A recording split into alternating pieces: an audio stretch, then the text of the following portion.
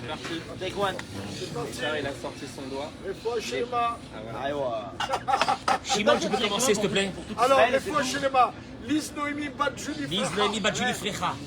Nava Nava Teila Teila Bat Shlomit. Bat Shlomit. Je rajouterai Myriam Bat Rena. Ren Bat Sarah. Raphaël Dan Eliaou.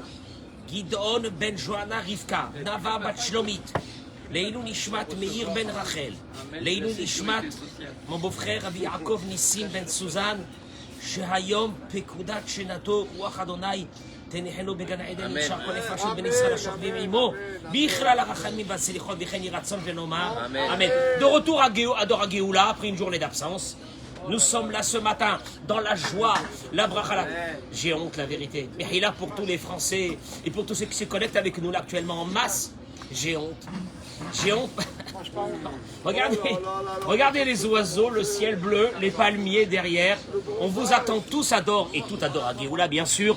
On vous associe à notre cours de Torah ce matin. Olivier, ma parole, viens t'asseoir. Olivier, viens t'asseoir. Alors prends, mais viens t'asseoir. Viens t'asseoir. J'aime pas voir Non, asseyez-vous. Asseyez-vous,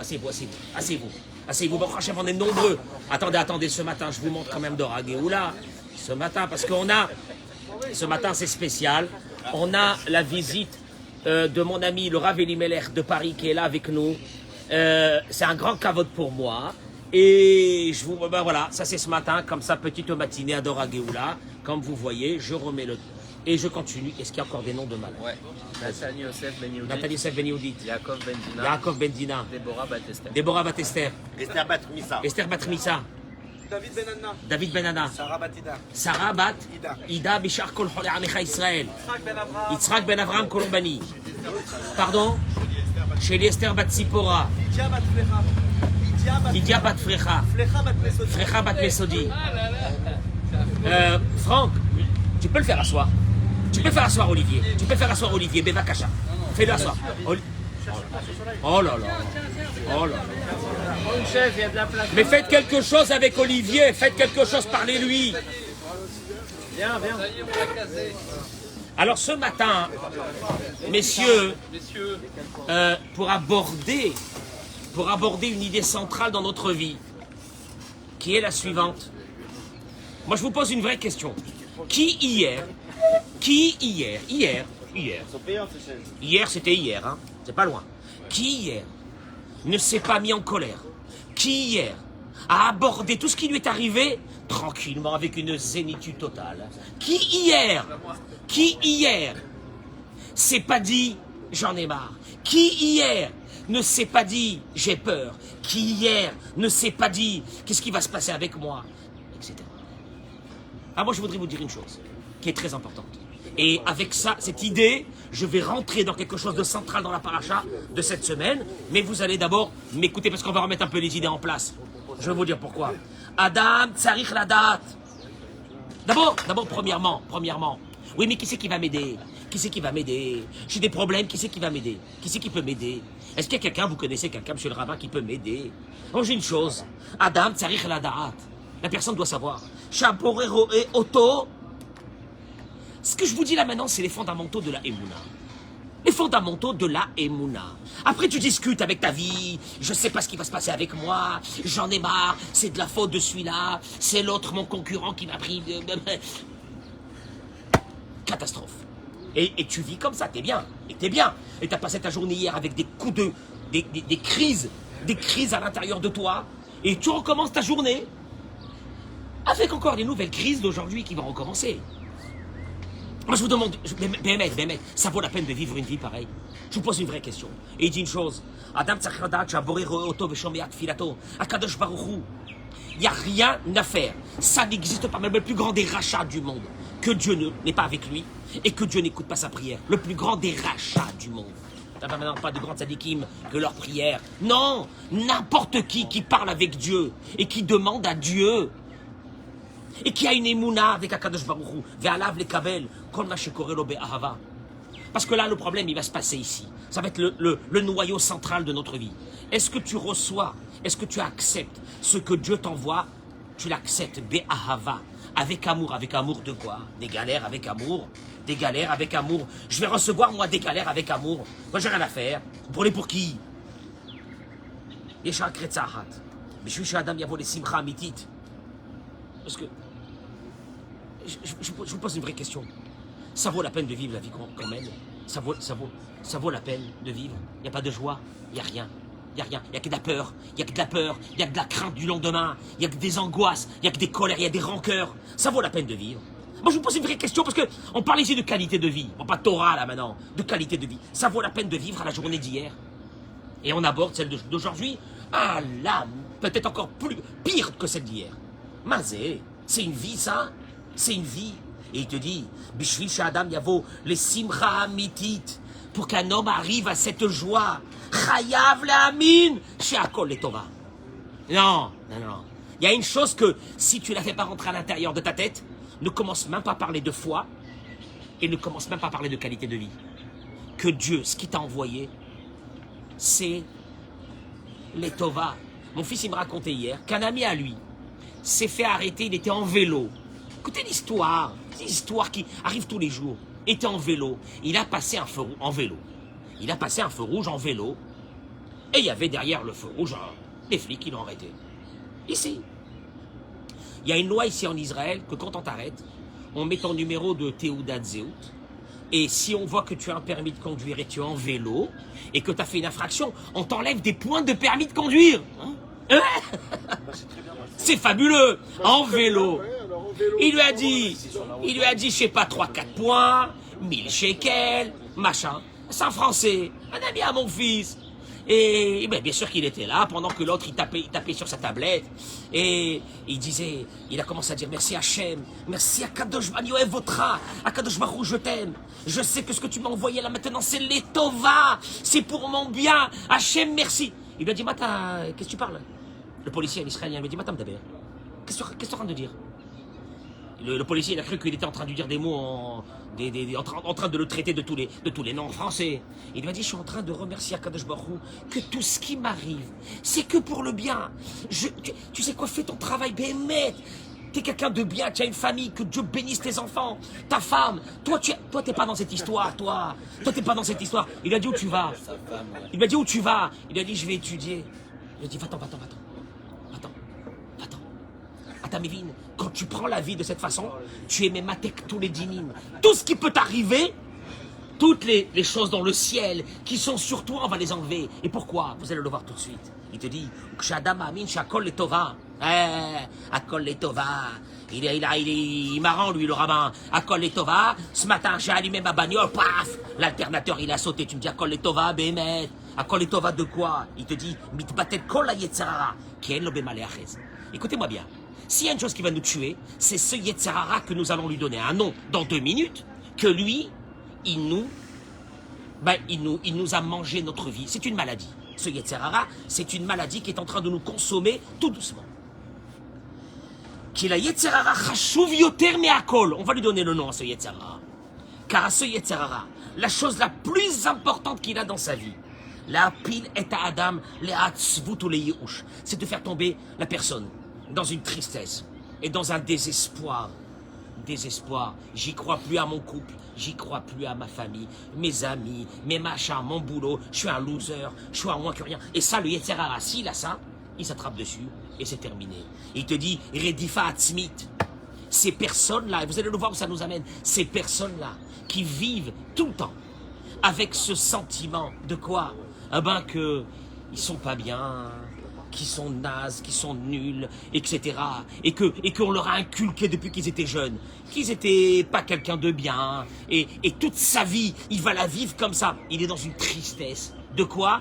De s'en vouloir à soi-même. Je vais te dire un truc qui est très important. Je fais une parenthèse. Tu t'aimes pas si tu t'aimes pas. Si tu t'aimes pas. Mais pour s'aimer, Olivier, il faut avoir la Emouna.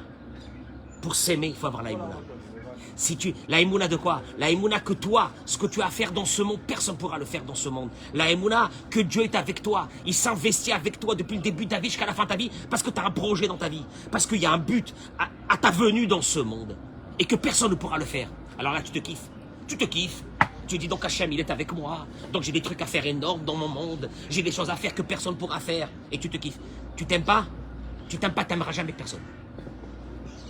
Ceux qui ne s'aiment pas n'ont aucune capacité d'aimer les autres. Parce que pour avoir de l'amour pour les autres, il faut en avoir de cet amour. Et cet amour, il faut l'avoir à l'intérieur de soi. Mais celui qui dit, il est nul, je vaux rien, je suis à moins que rien, c'est ce qu'on m'a dit toute ma vie. Il n'a aucune capacité d'aimer les autres. Et je le dis ça aux hommes et aux femmes.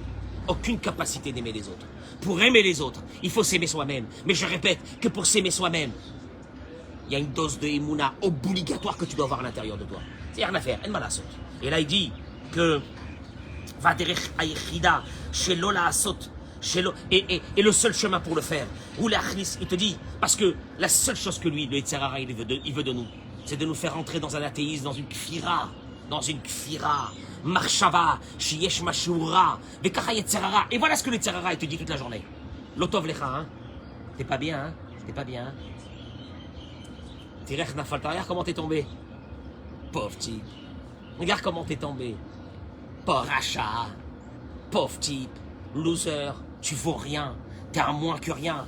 T'es réservé sur le regard. Regarde combien de défauts tu as. Regarde combien de défauts tu as. Titi Aesh. Désespère. Désespère de ta vie. Désespère de tout ton projet de ta vie. Vas-y, désespère. Tipol. C'est mon clair. Tombe, vas-y, tombe. Deviens à moins que rien. Quitte Dieu. Va-t'en. Les gens qui sont divorcés, ils ont un choix. Ceux qui se sont divorcés. Un choix. Ou de prendre ça comme quelque chose qui est personnel et que c'est eux qui ont causé cette chose-là. Et que donc, à partir de là, ils ne valent plus rien. Ils n'ont plus aucune espérance dans leur vie. Et là, tu les vois, hein, ils s'en vont et ils disparaissent de ce monde. Ou bien, c'est celui qui se dit, c'est Dieu qui l'a voulu.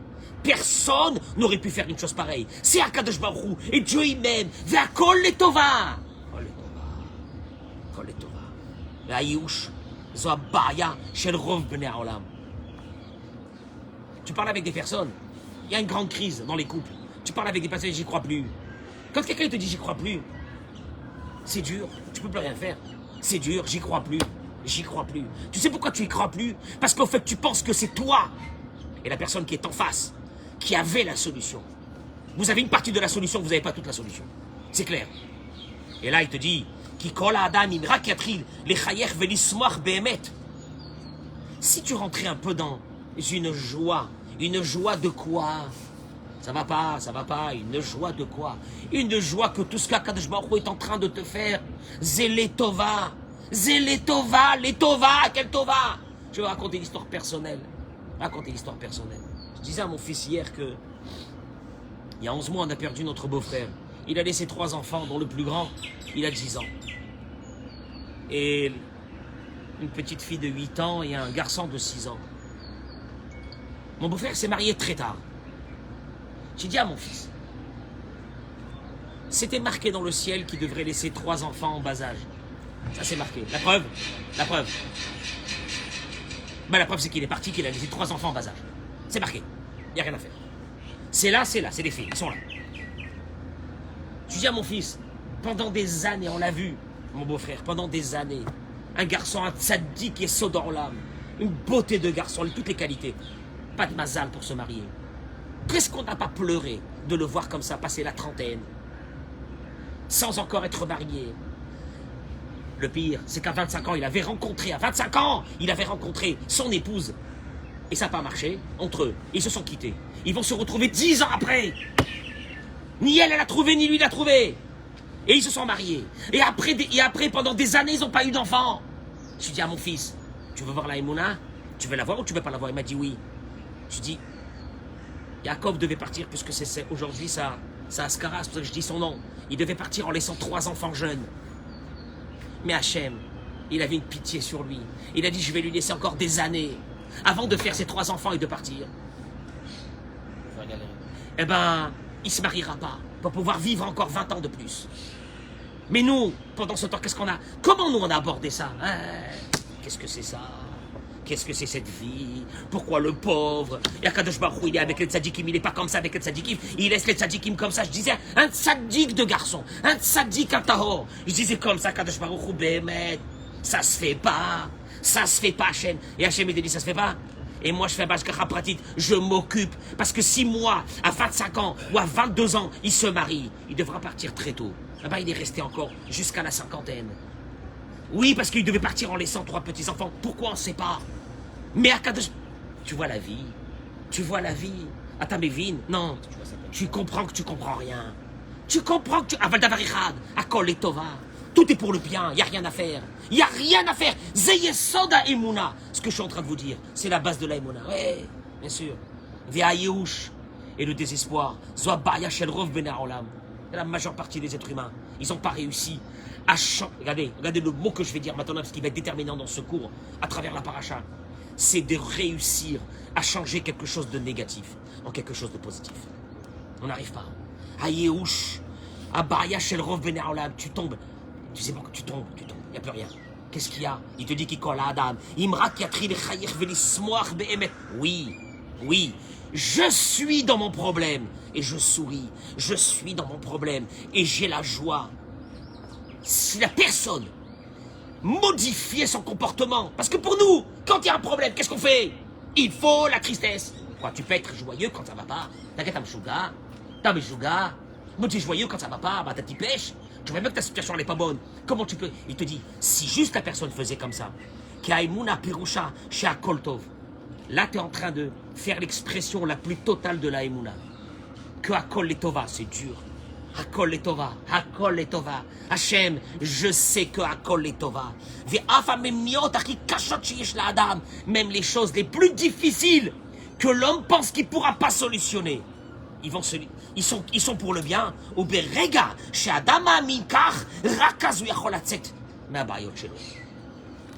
En d'autres mots, tu sais pourquoi tu n'arrives pas à t'en sortir de tes problèmes? C'est parce que tu te lamentes sur tes problèmes.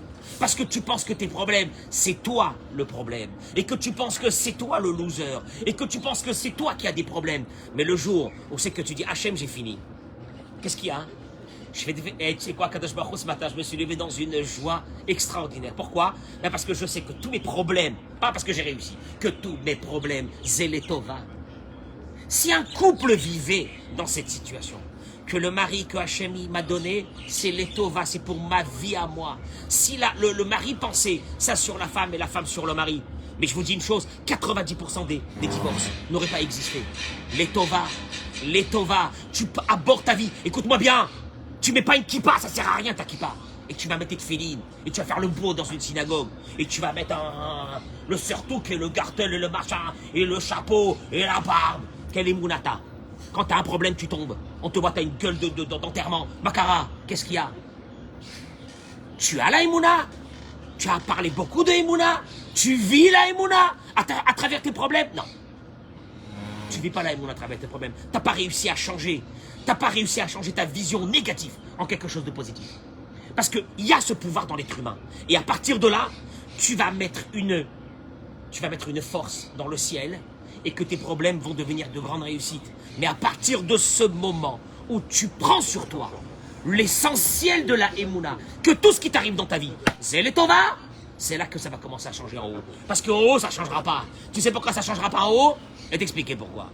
Parce qu'au fait, tout ce que Dieu t'envoie, c'est juste pour te rapprocher encore de lui. Mais si toi, tu t'entêtes à ne pas te rapprocher de lui, comment tu t'entêtes?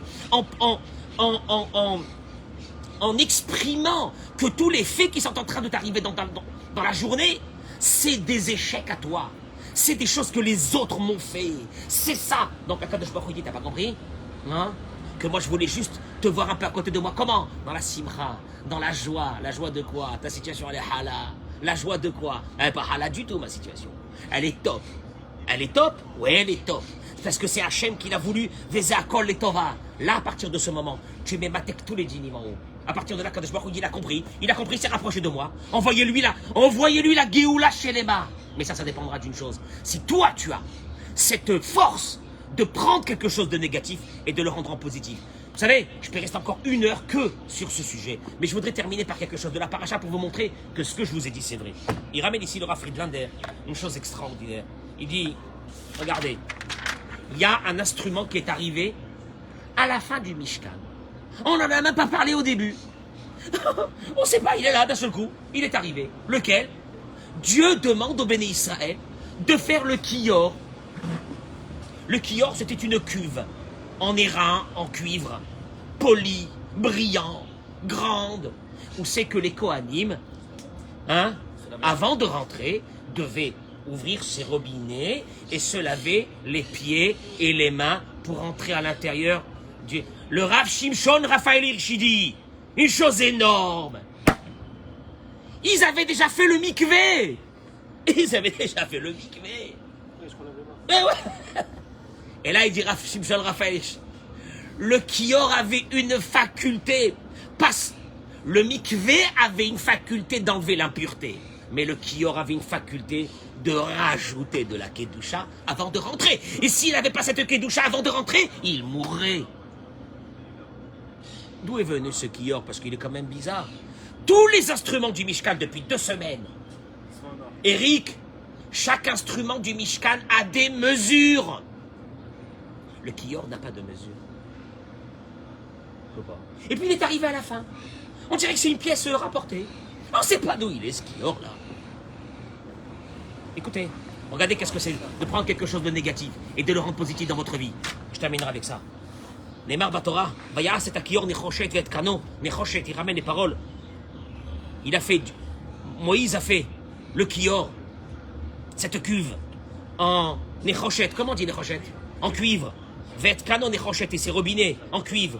Bemarot atzovot, asher tzavu petach ohel moed. De ces miroirs, atzovot qui ont été ramassés, asher tzavu petach ohel moed, qui sont venus, qui se sont rassemblés devant la tente d'assignation. Eric, écoute-moi bien. Rashi ramène les paroles du Midrash. Bemarot atzovot. Qu'est-ce que c'est ces miroirs? Benot Israël ayou beyadam marot. Les filles juives avaient des miroirs. Sheroot bahem kshem mitkashtot. Elles se servaient pour se maquiller. Ve'afotam l'ikvu milahavi l'nitvat mishkan. Ils sont venus les emmener. Ils les ont emmenés. Mon cher Rabbeinu, quand il a vu ça, il a pété un câble. À cette époque, d'avoir des miroirs, c'était le signe de la séduction. C'était le signe du Yetzer Hara. C'était le signe de la beauté qu'il fallait montrer. C'était... Aujourd'hui, on a des miroirs partout, mais à cette époque, il fallait polir du cuivre pour avoir un morceau de cuivre tellement poli que tu pouvais te voir à l'intérieur de ça. Elles ont ramené ça, mon cher Rabbeinu, il a dit, mais elles sont folles. Elles sont folles. On amène ça dans le Mishkan. Vous avez pas honte? Ve'aya mo'es Moshe bahem. Le Midrash, il dit. Et mon cher Rabbeinu s'est dégoûté quand il a vu ça. Mipnei she'asuyim le Yetzer Hara. Parce qu'ils sont faits pour le Yetzer Hara. Amar lo Akadosh Baruch Hu. Écoutez ces mots. Écoutez ces mots, comment tu changes quelque chose de mal en quelque chose de bien. Dieu, il a dit, Kabel, reçois-les. Ki lo chavivin, elo chavivin alay minakol. Ils sont pour moi chéris, plus que tout ce qui a apporté jusqu'à maintenant, de l'or, de l'argent, des diamants. Sha'al yedehem ya'midu anashim tzvaot rabot bemitzrayim. Car Dieu, il rappelle à Moshe qu'elles venaient, ces femmes, dans les champs, chez leur mari qui avait perdu complètement espoir. C'est foutu la vie. Ces maris disaient aux femmes, on ne veut même plus avoir de rapport avec vous pour avoir des enfants. On va nous les noyer. On a terminé. Fin. Ça y est, fin du peuple juif. Fin. Elle venait avec ses miroirs, s'habiller, se maquiller devant les maris, susciter les désirs des maris, pour avoir des rapports avec les maris, pour avoir des enfants, en sachant pertinemment que ces enfants allaient être noyés. Mais on ne s'arrête pas, elle te dit ces femmes, on s'arrête pas, c'est dans les mains de Dieu, c'est pas dans tes mains à toi. Dieu, il a dit, ces miroirs-là, tu vas me les prendre, écoute-moi bien, Moshe, tu vas me les prendre.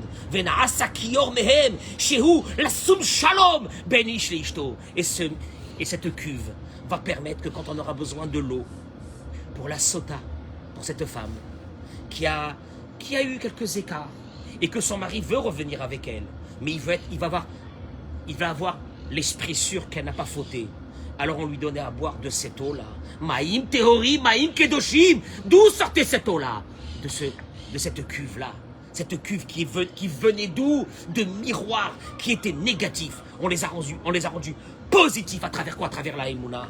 Bataham, Midrash, Azé. Chez Bechol, Ils ont fait comme les miroirs, ils ont fait une cuve, c'est ça? Hein? Ouais. Et mieux que ça, il n'y a pas eu de mesure, puisque Dieu a dit à Moïse, tous les miroirs qui t'amèneront, tu feras la cuve. Combien, Dieu? Quelle hauteur? On s'en fiche de la hauteur. Le nombre de miroirs, et le Midrash il dit que c'est la seule matière qui n'a pas été fondue, comme l'or et l'argent que les bénis Israël ont fait, ça a été fondu pour faire avec ça les matériaux. On a mis directement ça. Mazé, d'où ça sort ça? D'où ça sort ça? Ça sort ça d'une chose. Quand quelqu'un a décidé que sa vie n'est pas dans ses mains, elle est dans les mains de Dieu. Dieu, il a dit, toi tu te dégoûtes de ces miroirs parce qu'ils sont à la Avodazara. Et moi je te dis une chose, ces miroirs ont servi que dans les moments les plus noirs de ces couples-là, cette femme est venue avec ce miroir se battre contre la réalité de la vie.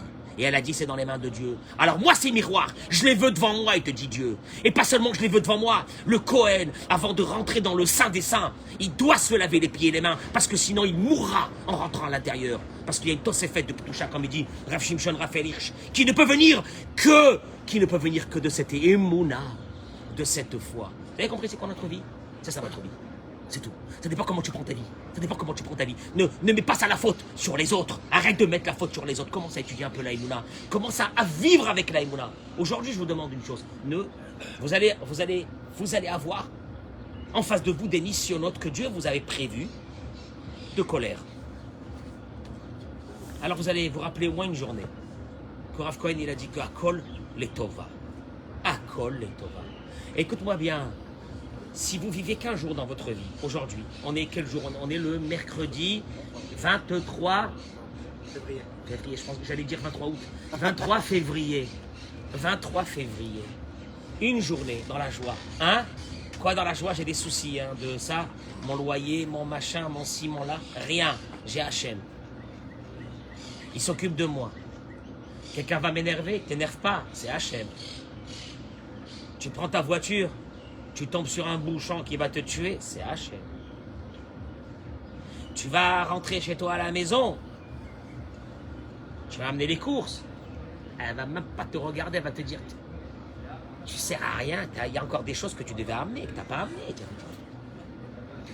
Akol et Tova, c'est du vécu. Akol et Tova. Ouais. Attends, c'est qui? C'est Hachem.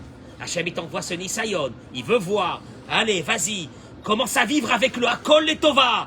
Commence à vivre avec le Akol et Tova. Akol et Tova. Ok, mais du coup, je fais les courses ou pas? Hein?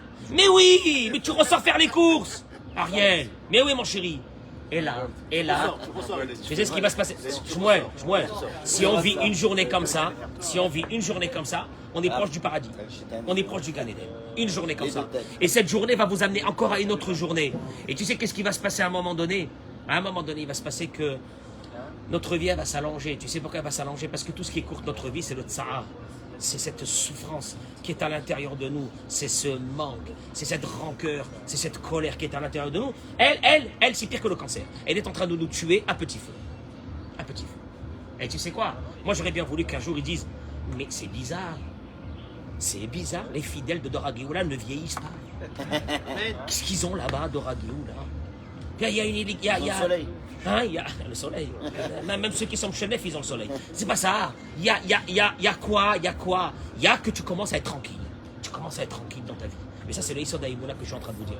Voilà ce que ce Kior est venu nous apprendre. Prendre quelque chose de négatif et de le rendre positif complètement à travers l'Aïmouna. Je vous remercie en vous souhaitant une journée exceptionnelle avec remplie de petits missionnaires d'Akadosh Baruch pour nous rapprocher de lui. Rabbi Hanania ben Akashia Omer, Matzah Kadosh Baruch Hu lezakot et Israël, לפיכך הרבה להם תורה מצוות שנאמר עד הנחפץ